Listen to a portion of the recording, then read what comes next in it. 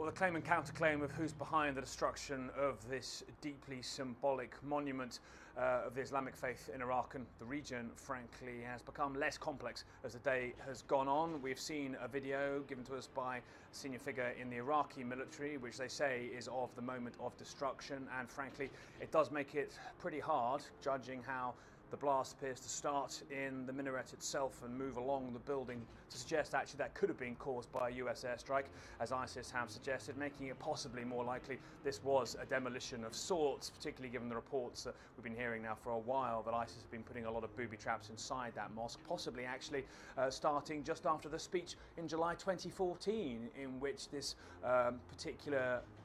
mosque became so important in their own ideology. It was where we saw the only real public appearance of their leader, Abu Bakr al-Baghdadi, and where he stood and declared the caliphate open for business, as it were, inside Iraq and Syria. A caliphate, in their words, that is now massively diminished, and they're now fighting very much existentially ISIS in a very small pocket of Mosul now and its west in the old city, the part of the city, in fact, of which al-Nuri is the gateway. Now, there, of course, is an increasingly advanced Iraqi special forces cordon around that area, but the biggest issue, and perhaps the one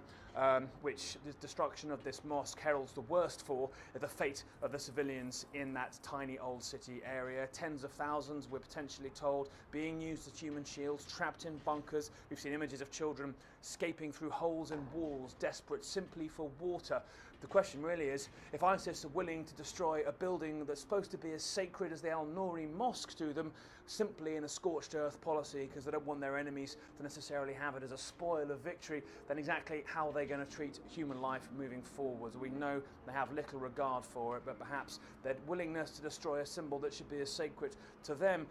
heralds very badly potentially for the weeks ahead. The hot summer heat making it very hard for Iraqi forces to progress. It will be bloody, but it could also be lengthy as well, as they try and take ISIS out of that last pocket in Mosul in its old city. Nick Payton-Walsh, CNN, Beirut.